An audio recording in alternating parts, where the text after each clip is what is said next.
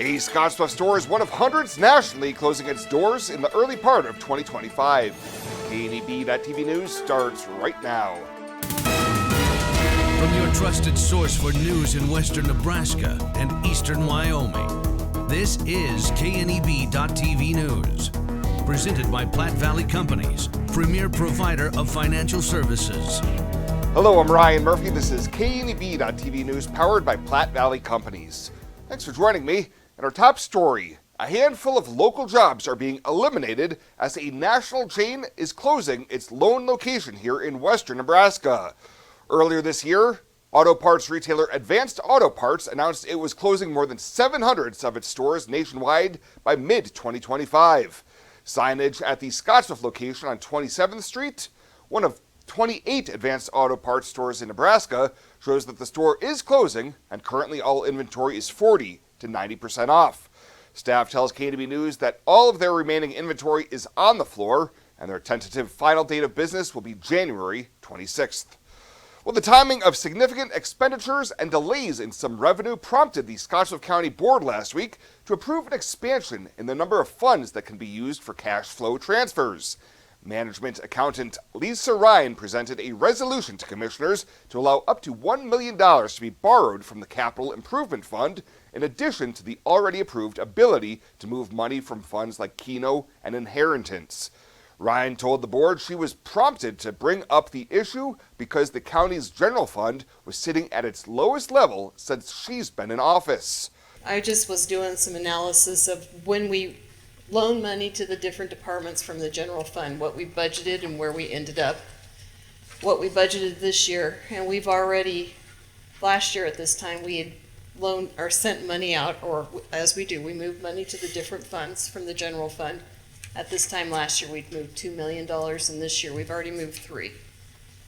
And Road and Bridge has received $1.3 million, and Detention Center $1.4 million, Comm Center $600,000.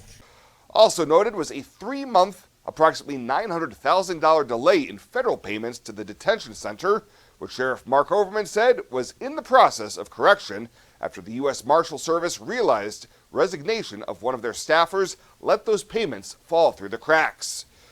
And farmers in Nebraska and across the nation might not be in panic mode anymore thanks to another extension of the Farm Bill. But they still want Congress to look past political divisions to ensure producers are getting the right support for the long haul.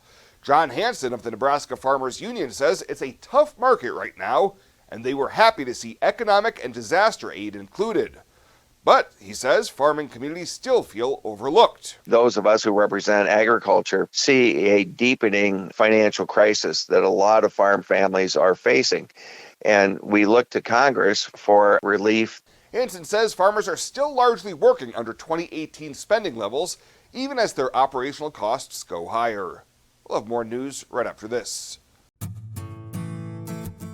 Looking for free instead of fees? Platte Valley Bank can help you keep your finances moving forward with no ATM fees.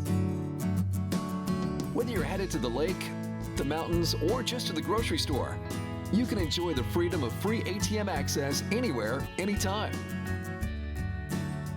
Platte Valley Bank. You belong here.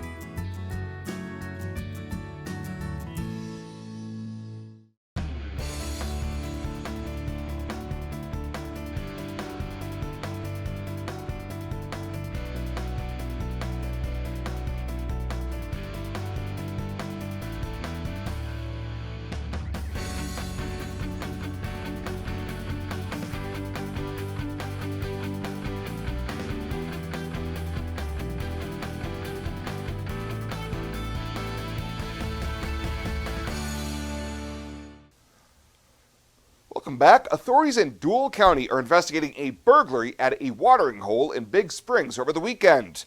The Dual County Sheriff Department says someone broke into the Big Springs Saloon around 3 a.m. Sunday, and the suspect was able to steal a large sum of money from the business. Anybody with information on the theft is asked to contact the Dual County Sheriff's Office. Well, the Alliance Police Department was able to get several grams of heroin off the streets following a traffic stop Friday. Chief David Levitt says a Texas duo was pulled over for doing 66 in a 50-mile-per-hour zone and an officer detected the smell of marijuana emitting from the vehicle. During a search, a vial containing 10 grams of heroin and used syringes were located. 39-year-old Sean Baxter was arrested on a felony charge of possession of a controlled substance and was booked into the Box Butte County Detention Center. Life is crazy. Pain is stressful. How can anybody concentrate with these busy schedules? Now you can. This is Ben Moravec coming to you from Hydrozen, a float therapy business right here in Scottsbluff. I'm here today to let you know we now have memberships for $49 monthly. You can guarantee yourself at least one float per month. You know how floating keeps your muscles relaxed, your joints relieved, and your brain clear to think? Now you can float at a reduced rate each month. Inquire today at hydrozenfloat.com or call us at 308-63-FLOAT. Hydrozen. Unplug and recharge. I imagined retirement in a place where we could enjoy our golden years, where adventure and friendship are the only items on the schedule. The Garden Homes at Northfield gives us the luxury we planned for and peace of mind when it comes to convenience, safety, and comfort. We never have to stop and think about the day-to-day upkeep. We love to explore abroad, but most importantly in our backyard. So much to do, so much to see. Here at Northfield, we get the protection of life care, incredible tax benefits, and secured rates for aging services.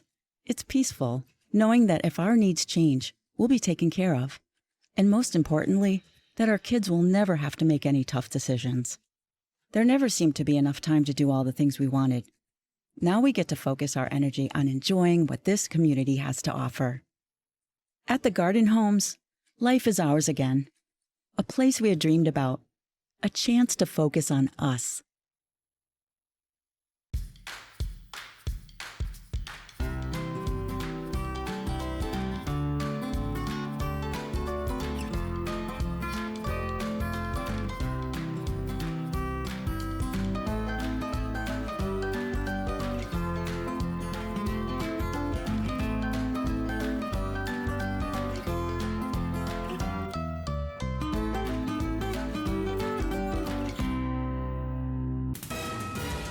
This is KNEB.TV weather from the KNEB Storm Center, your trusted source for weather.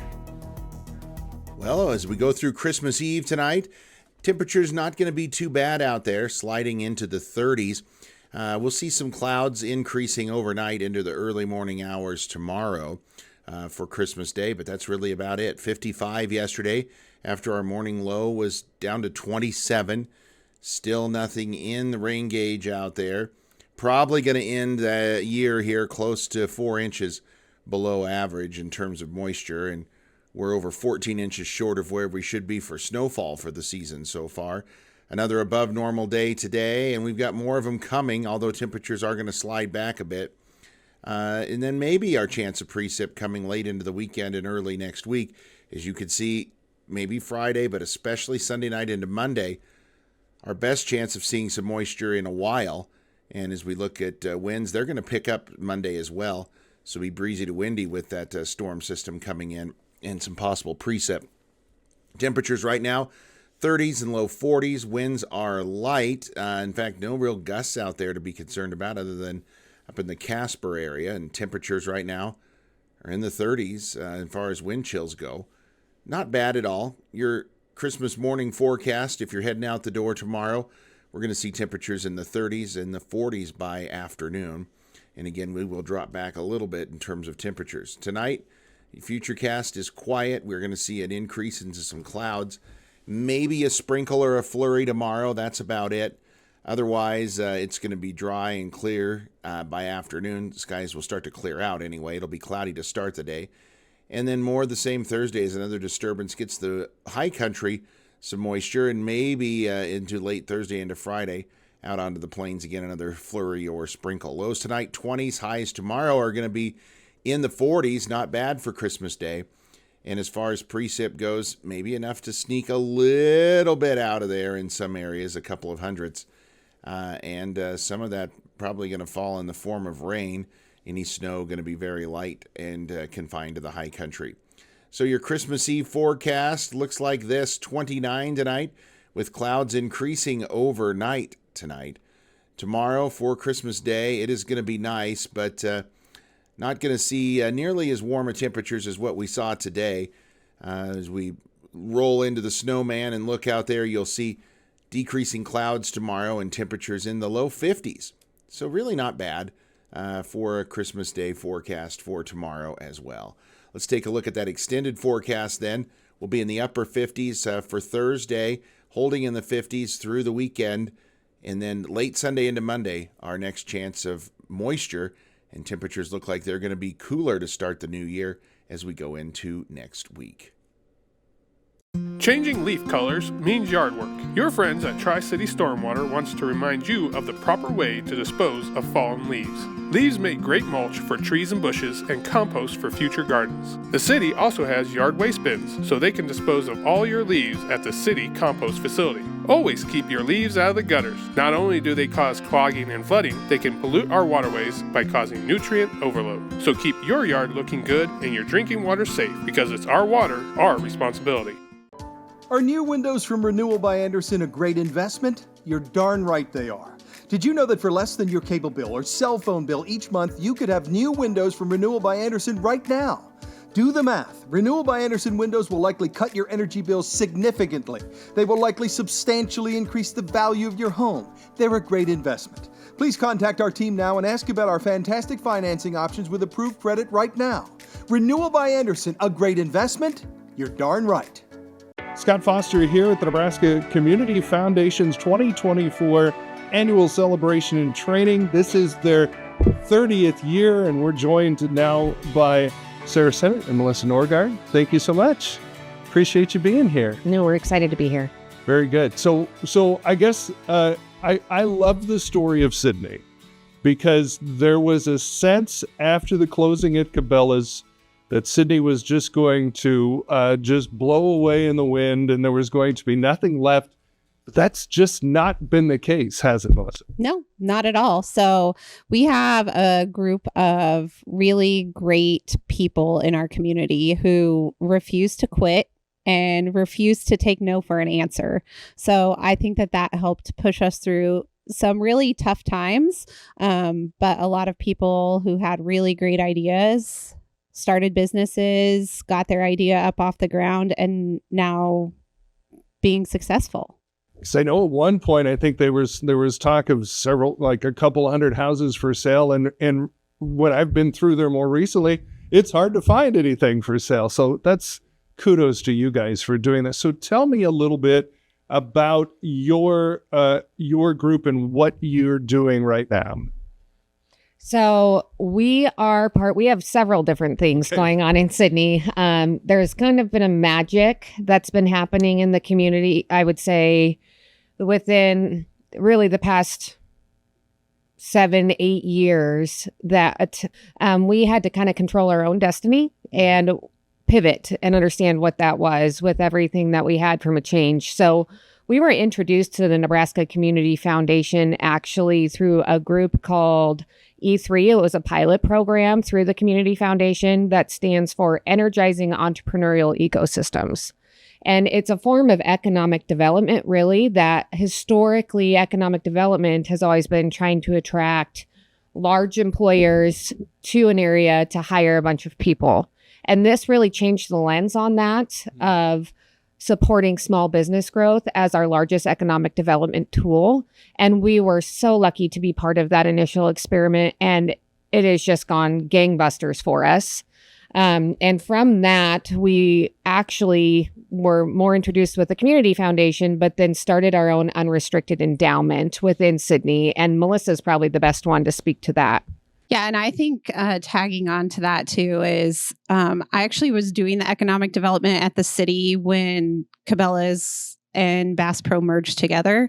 And somebody told me, nobody's going to come in and save you guys. And like Sarah said, our destiny was in our own hands. And I think that we found some really great people through that process who were faced with some really tough realities. You know, there were a lot of families where both mom and dad worked at Cabela's, and now we're facing, okay, we have no job. What are we going to do? And lots of those people ended up staying and finding something else or starting their own business. So through all of that, starting our own community affiliated fund through NCF has been amazing. We have only been in existence about a year and a half. So we are what I call still in our infancy, and we're still learning a lot of stuff. But we've been super fortunate to receive a donation from a Sydney Donor Advised Fund of $100,000 to get us started. And they've issued us a challenge grant about a year ago that if we raise $250,000, they'll give us $1 million. Wow. Wow. You know, so that sense of we're going to have to do this on our own. Nobody's coming to help us seems to really have been a driving force in a lot of what the Nebraska Community Foundation is kind of doing with a lot of these smaller communities. And it seems like that's certainly been the way in Sydney. And without NCF, and I think Sarah would say this too, is I think Sydney would look different now if we had never been introduced to the Nebraska Community Foundation. Our coordinator, Jana Jensen, is amazing and helps us through hard conversations and also helps us celebrate really big wins. And the network of individuals from other communities that we've been introduced to and being able to learn from them and how they overcame adversity in their community it's invaluable. I really think it's just a network of individuals all across the state that just inspires so much hope and positivity. I think it can be, especially in a catastrophic event like that, it can be very easy to say, woe is me, what are we going to do? Panic. And I did. Sure. And I think this just inspired us so much by all these phenomenal people here every day. I'm just blown away with the phenomenal people in abundance we have in Nebraska to really see we have some cool stuff going on. The only people limiting ourselves are ourselves. And they really taught us to dream. And I never would have imagined that we lost it. Cabela's was an employer of 2,000 people in a town of 6,000. And now we have more. I don't know what it was before, but it feels like there's more philanthropic activity going on now. We've had 112 new businesses launch and are still open in that town, including all of our businesses that never left and have been pillars of the community forever. And they're the ones giving back to the community. They're the ones pushing it forward. And I think being involved in all of this, people ask why we do what we do. And it's the community. It's easy to rally behind that community when they're doing such phenomenal. It's everybody pushing everyone forward. And it's just the best network of people ever. One of the things that I think is really cool about Sydney, too, is you've embraced your history there. So you can go downtown in Sydney and kind of have a walking tour. And I think that's a wonderful thing to bring a community together that, hey, we not only is our future great, we have a great history that you can embrace too. And I think that's good. Tell me a little bit about one of the things that you did. It was an inclusive playground. Tell us a little bit about that. So Sarah can probably speak to that a little bit better because she was part of that committee. But yeah, it was two sisters who came up with an idea of we need an inclusive playground. The city park was old equipment. Some of it was probably donated. It was rock and gravel. I mean, it was not friendly for kids, especially kids and people with disabilities. Yeah, I would say with that, I always say it sounds so silly, but that park is the moment that changed my outlook on everything. And you think it's silly because it's just a park. It wasn't just a park. And this is where I learned so much about leadership and everything else, because the two moms, Maddie and Allie in town that started that, they actually approached me to be involved with it. And I'm like, we don't need a new park. What are you talking about? You're crazy. And then every question I threw at them, they had a response. They had thought it through. They were very thoughtful. By the end of it, they had actually convinced me to be the treasurer on the project. And we had raised almost $800,000 in a year's time, all privately funded, and put up that park within Sydney. And if you're ever out there, I can guarantee it's one of the best in the state. And it was that moment that taught me we're the ones telling ourselves no. We're the ones that are saying things aren't possible. And anyone can do anything when they really put their mind to it and are strong leaders. And those girls were so instrumental in that. And that was really the catalyst for me that turned that page. And I think that really started to repaint our story in Sydney and Cheyenne County for what we're going to be. A light bulb moment. Mm-hmm. That's awesome. That's awesome. How about the youth entrepreneurship programs that you're doing? Yeah, so that started with the E3 group that Sarah touched on earlier, the pilot program through Nebraska Community Foundation that Sydney was fortunate enough to be a part of. Through that, we worked with our friends at Network Kansas and E2 to get some curriculum for youth entrepreneurship because, as Sarah always says, the one thing that's holding youth back from moving back to their hometown is they don't think that there's a job opportunity for them.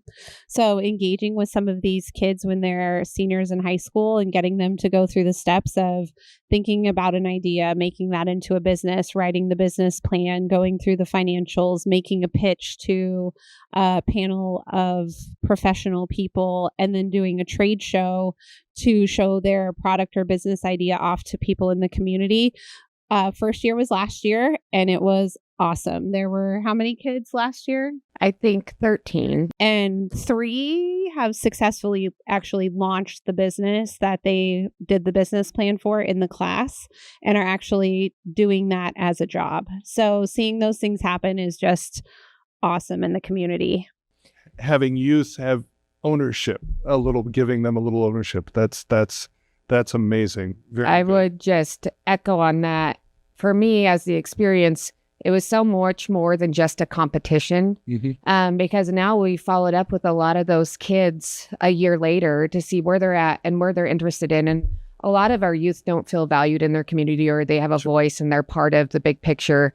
But some of the interviews we've talked with the kids and everything else, what I've heard is this experience, everyone knew that they could, but until they were empowered to and enabled to and received feedback on that, they didn't think that they actually could. And now they feel like they're a voice in their community. The thing that was the most powerful thing to me is we actually have one kid he's 19 years old. He is actually planning to take over the funeral home from a 63-year-old that doesn't have plans for a successor. He's been doing that since he was 15. He's going to get a certificate, and then he wants to do so much more with it and add different services in there. So we're keeping a business in town with someone that's younger and taking it over. But then after we talked with him, he turned around and another one of the students and asked how they could donate to the competition for this year. And it's just a phenomenal story that these are our leaders. And now I have connections with them that I never would have before. And it's all out of this program. And it's so powerful. What a great story. And I see that you're hiring an entrepreneurial navigator too. That's awesome. So that role was hired about 1.5 years ago. So through our E3 group, as we would go to these peer learning sessions in other communities, we would brainstorm about, okay, what's our roadmap look like? What are some of our goals over the next 3 years as we go through this program? And one of those things was a lot of times entrepreneurs want to start a business, but they don't know where to get started. They don't know how to write a business plan. They don't know where to go to the bank. They don't know what they need to put together. So this entrepreneurial navigator, who is Alicia Juliffs, actually, she's like the connector. So people can call her and say, okay, this is my business idea. What resources do you have that can help me get my business started? A spoke in a wheel. Yes, and she has been instrumental in helping business owners launch their business and be successful. Well, ladies, a wonderful story from Sydney. Sarah Sennett and Melissa Norgard, thank you so much for being here and inspiring the state of Nebraska with what you've done in Sydney. Thank you so much. Thank you. Welcome to Kelly's Liquor, your liquor cabinet. Whether you're a wine enthusiast, a whiskey sommelier, a tequila connoisseur, or you just love your beer, Kelly's has the best selection of what you're looking for. Family owned and operated since 1946 and right on 27th Street in Scottsbluff. Come see us today at Kelly's Liquor, your liquor cabinet. And remember to be a good neighbor. Don't drink and drive. Kelly's Liquor, West 27th Street in Scottsbluff.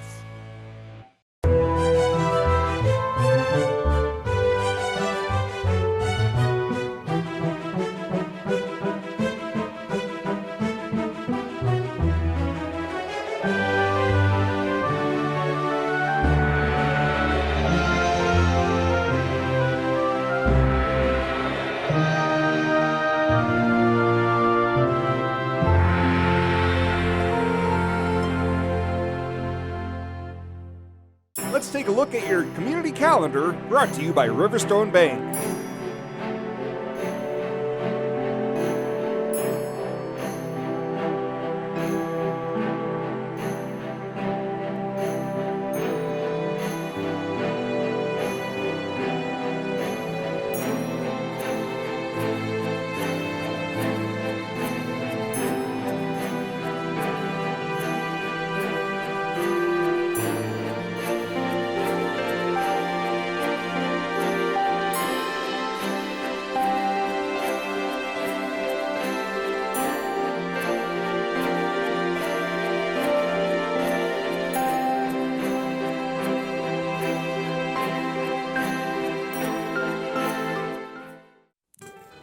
The community calendar is brought to you by Riverstone Bank. We're local and we love our community. Better sleep and better health can be found at Western Sleep Medicine in Gering. Since 2006, Western Sleep Medicine has offered the lowest cost sleep testing either in their independent sleep laboratory or the privacy of your own home. You have control over your health care and your out-of-pocket cost. All insurance is accepted for a much lower cost than the regional option. If you need a sleep study, ask for Western Sleep Medicine. They've helped thousands of people over the years and want to help you. Western Sleep Medicine. Better sleep, better health. Tired of feeling stuck? Not sure if you are on the right track? Platte Valley Bank can help keep your finances moving forward with checking account options to fit your lifestyle and an online account chooser to make finding the right account easy. Control your financial future with helpful budgeting tools and automatic savings plans. Now is the time to enjoy the ride with Platte Valley Bank. You belong here. And finally tonight, Christmas dinner in the Valley will be held again Christmas Day here in Scottsbluff. Now in its 21st year, the free meal includes ham, mashed potatoes, all the sides, and pie for dessert. Organizer Larry Massey says he's always amazed at the outpouring of support from the volunteers. And if you decide to stop by the Harvest Valley Church in Scottsbluff, you'll be treated like family. But we also have people just visit, roam around and visit and talk and engage. And just to spend time with the folks. So we don't want people to feel isolated even when they come indoors. Yeah. That sometimes happens in a large crowd. So we want people to know they're part of us, part of humanity, and they're precious to us, and they have meaning and value and worth. So we treat them as special people because they are. The meal will be served from 11 to 1 at the church, and meals to go will be available from the 1113 Ministries truck outside the Guadalupe Center from 11:30 to 1. Well, that does it for us this time. Thank you so much for tuning in. Have a very Merry Christmas, and I'll see you back here on Thursday.